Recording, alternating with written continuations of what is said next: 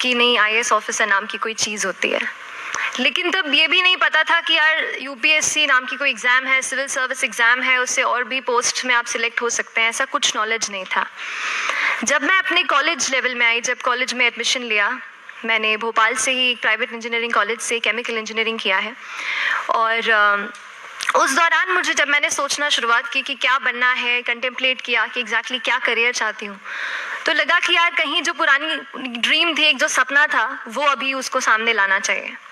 फिर इस बारे में और पढ़ा, और तब खान स्टडी ग्रुप भोपाल में सेंटर वहाँ पे जैसे शुरू हो गया था, तो मेरा जो फाउंडेशन कोर्स है मैंने वहाँ से किया। और इस एग्ज़ाम के बारे में जो चीज़ें मुझे 1-2 साल में समझ में आई हैं, वो कुछ चीज़ें मैं आपसे शेयर करना चाहती हूँ। सबसे पहली चीज़ जो पहले जय और रचना हम दोनों बोल चुके हैं कि कंसिस्टेंसी। आप अगर दिन में, कई बार हमसे सवाल पूछते हैं कि आप कितने घंटे पढ़ाई करते हैं, तो देखिए घंटे मैटर नहीं करते। कोई 17-18 घंटे हमें नहीं पढ़ना है, इतना हम पढ़ भी नहीं सकते। एक दिन पढ़ सकते हैं, दूसरे दिन नहीं पढ़ पाएंगे। 5 से 6 घंटे ही आपको देने हैं, उतने निकालने हैं, पर वो जो वक्त आप अपनी पढ़ाई को देते हो, वो कंसिस्टेंटली आपको रोज़ उतना ही अपने पढ़ाई को देना है। Consistency is the key, that is the first and the most important thing जो आपको ध्यान में रखनी है। दूसरी चीज़ इस एग्ज़ाम में मुझे लगता है इक्वली इम्पॉर्टेंट है, क्योंकि ये जर्नी लंबी होती है। जैसे एग्ज़ाम ही 1 साल तक चलती है, आप प्रीलिम्स देते हैं, फिर आप मेंस देते हैं, आप इंटरव्यू में जाते हैं पर्सनालिटी टेस्ट के लिए, तो एग्ज़ाम 1 साल तक खुद चलती है। उसके पहले मान लीजिए आप 1-1.5-2 साल पहले से प्रिपेयर कर रहे हो, तो ये जर्नी काफ़ी लंबी रहती है। उस जर्नी में मेंटली अपने आप को मोटिवेट रखना, अपने आप को बूस्ट करते रहना, वो भी इक्वली इम्पॉर्टेंट है, और इसीलिए अपने आप पर भरोसा बेहद ज़रूरी है। You need to have a faith in yourself कि अगर आपने इसमें कदम रखा है, अगर आपने सोचा है कि आप सिविल सर्विस एग्ज़ाम देना चाहते हैं और देंगे, तो आपको ये ठान के उसमें जाना है कि हाँ मैं ये कर सकता या कर सकती हूँ। ये एक अपना मोटिवेशन, अपने साथ एक फेथ, बिलीफ अपने ऊपर आपको हमेशा रखना है। कमिंग टू प्रेपरेशन की कैसे तैयारी करनी है, बहुत सारी बातें आप सुन चुके हैं कि आंसर राइटिंग में कैसे करना होता है, आंसर राइटिंग का स्ट्रक्चर कैसा होना चाहिए। तो मैं शुरू में सबसे पहले ये कहूँगी कि मेरे प्रिपरेशन का बेस 2 चीज़ें रहीं। पहला था करंट अफेयर्स। करंट अफेयर्स इसलिए मैंने उसी से शुरुआत की क्योंकि करंट अफेयर्स सबसे इंटरेस्टिंग पार्ट होता है। कई बार आपको हिस्ट्री कभी बोरिंग लगेगी, कई बार आपको लगेगा ज्योग्राफी इतना, कभी हर किसी के अपने अपने फेवरेट्स होते हैं। तो मुझे वो 2 सब्जेक्ट्स लगते थे कि यार इतना मन नहीं करता है, लेकिन न्यूज़पेपर्स और करंट अफेयर्स में जो भी नया चल रहा है वो मुझे हमेशा इंटरेस्टिंग लगता था। इंटरनेशनल रिलेशंस में क्या हो रहा है, क्या सोशल रियलिटीज़ हैं, कहाँ क्या हुआ, उसका क्या इम्पैक्ट पड़ेगा एडमिनिस्ट्रेशन पे और हमारी कंट्री पे, तो उसको आप अपना एक बेस बना सकते हो। आप करंट अफेयर्स बेस्ड प्रिपरेशन कर सकते हैं, इसलिए भी क्योंकि अगर आप मेंस एग्जाम देखेंगे तो काफ़ी डायनामिज्म आ गया है, केवल प्रीलिम्स में नहीं बल्कि जनरल स्टडीज़ पेपर 2, पेपर 3 में भी आप देखेंगे कई सारे ऐसे सवाल हैं जो करंट इवेंट से इंस्पायर्ड होते हैं, उन पे बेस्ड रहते हैं। तो जब आप न्यूज़पेपर बेस्ड, करंट बेस्ड पढ़ाई करते हैं तो वो आपका प्रिपरेशन वहाँ से भी कवर हो सकता है। दूसरी जो चीज़ मैंने जिस पे बहुत फोकस किया वो थी answer writing.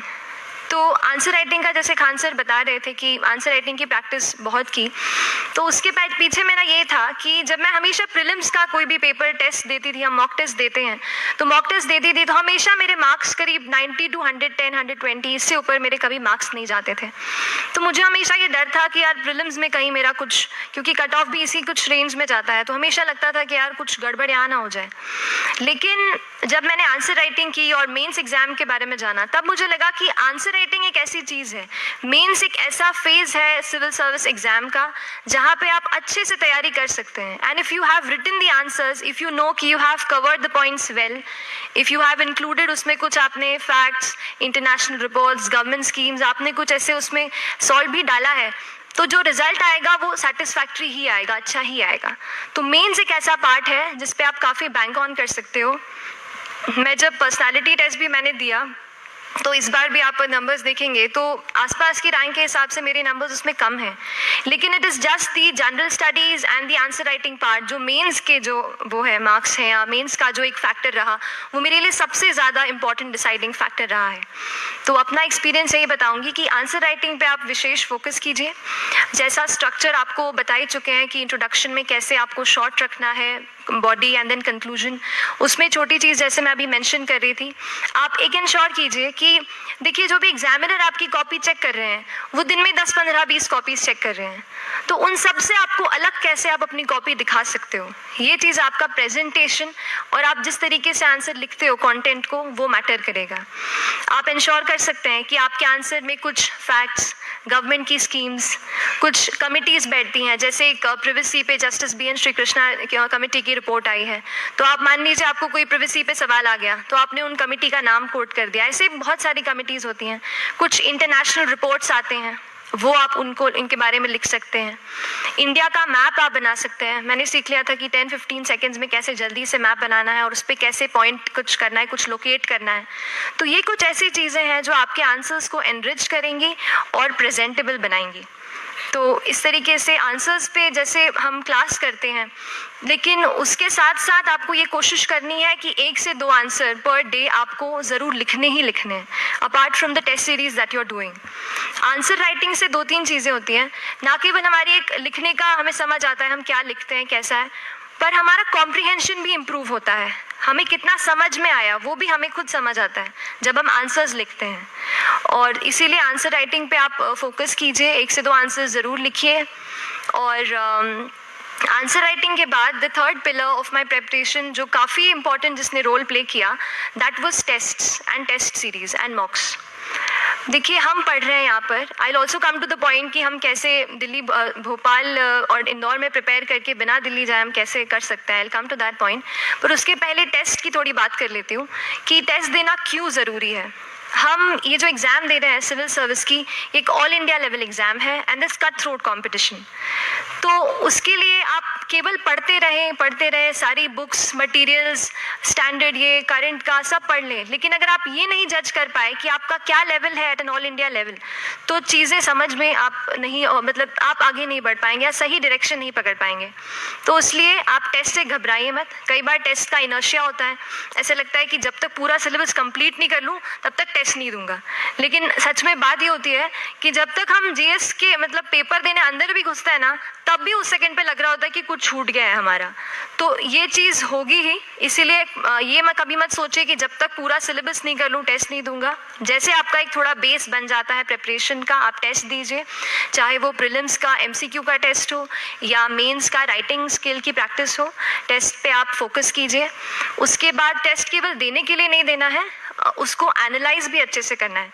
When you get the answer hints, when you get the answer keys, analyse properly कि आपकी क्या गलती हुई है और उससे भी सीखने की कोशिश कीजिए कि क्या कुछ नया मुझे इस टेस्ट पेपर से या इस आंसर कॉपी से मिल सकता है।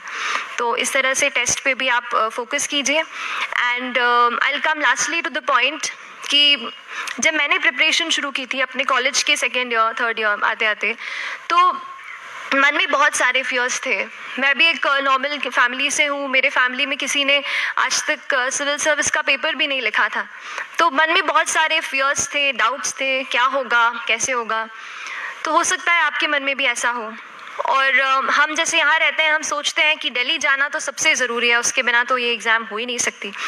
तो उस पर मैं एक चीज़ बताना चाहूँगी कि जैसे KSG जैसे इंस्टीट्यूट है, जो फैकल्टी भी हमें वही मिलती है जो दिल्ली में पढ़ा रहे हैं, तो ये एक बहुत पॉजिटिव पॉइंट है कि क्वालिटी का कोई दिक्कत नहीं आएगी।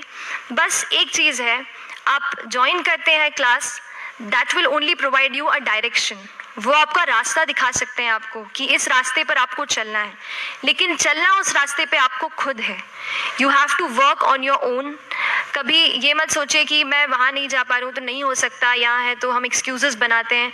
कई बार चैलेंजेस आते हैं। तो मैंने कॉलेज के साथ प्रिपरेशन की, तो उसमें भी काफ़ी दिक्कत आती थी। कभी कभार कॉलेज की एग्ज़ाम होती थी तो इसमें मैं अपना उतना वक्त नहीं दे पाती थी। तो उस मोमेंट पे फिर प्लानिंग ने मुझे बहुत हेल्प किया कि हम किस तरीके से अपने कॉलेज के एग्ज़ाम के लिए प्लान कर लें। जैसे मैंने इंजीनियरिंग की है और मुझे पता है कि हम इंजीनियर्स 1 महीने से ज़्यादा पहले से पढ़ते नहीं हैं। पढ़ते हैं क्या? तो वो चीज़ आप ध्यान रख सकते हो, उसको अपना स्ट्रॉन्ग पॉइंट बना सकते हो। 1 से 1.5 महीना जब exam is approaching, I used to plan my entire syllabus का प्रिंट आउट निकाल के I used to make my notes, उस तरीके से उसको मैं उसको संभाल लेती थी। तो whenever you are managing those things together, focus on planning, किस तरीके से आप एक माइक्रो प्लान बनाएं, अपना डेली एक प्लान बनाएं, वीकली टारगेट सेट करें और एक ब्रॉड विजन दिमाग में रखें कि ब्रॉडली आप मंथ्स में क्या कवर करने वाले हैं। अगर आप प्लानिंग अच्छे से करते हैं तो ज़्यादातर पोर्शन आपका वहीं से कवर हो जाता है, और जब आप टारगेट्स बनाते हैं, उनको टिक करते हैं, तो एक सेंस ऑफ कंप्लीशन भी आपको मिलता है कि yes I am on the right path और मैं सही जा रहा हूँ या जा रही हूँ। तो इस तरीके से प्लानिंग पे भी इक्वली फोकस कीजिए। एंड बस यही सिंगल बिगेस्ट मैसेज मेरी तरफ से यही रहेगा कि आपने अगर ठान लिया है, अगर आप सोचते हैं कि आप ये एग्ज़ाम क्रैक कर सकते हैं, तो आपको रोकने वाला और कोई नहीं, आप खुद ही हो सकते हैं। तो खुद आप अपनी रुकावट कभी मत बनिए, एक्सक्यूजेस मत बनाइए। ऑब्स्टिकल्स ज़रूर आएंगे, उन्हें आपको चैलेंज करना है। Challenges are meant to be challenged. तो सही तरीके से अपने ऑब्स्टिकल्स को हैंडल कीजिए, और इस एग्ज़ाम में अगर आप सही स्ट्रैटेजी रखते हैं तो आप अपने एक अटेम्प्ट में ही इसको क्रैक कर सकते हैं। एंड एनीवेज आप जो भी अटेम्प्ट नेक्स्ट रखते हैं, दिल में यही रखिएगा कि जो ये मेरा नेक्स्ट अटेम्प्ट होने वाला है, ये मेरा बेस्ट अटेम्प्ट होने वाला है। कभी भी इस एग्ज़ाम को हाफ हार्टेडली मत दीजिए कि चलो देख के देखता हूँ कैसा है पैटर्न का एग्ज़ाम का। अगर एग्ज़ाम का पैटर्न देखना है ना, तो घर पे 3 घंटा टाइम लगा के एग्ज़ाम दे दो, बस केवल पैटर्न देखने के लिए एग्ज़ाम अटेम्प्ट मत कीजिए। जब आप एग्जामिनेशन हॉल में जा रहे हैं या कोई अटेम्प्ट आपने सेट किया है, तो अपना सब कुछ उस एग्ज़ाम को दीजिए, अपना टाइम, एनर्जी, फोकस, जितना भी करेक्ट आप उसमें पॉजिटिविटी डाल सकते हैं उसको दीजिए, एंड पूरी तैयारी के साथ ही इस पेपर को दीजिए, and I am sure that you will succeed. So till then, all the very best to you and good luck. Thank you so much.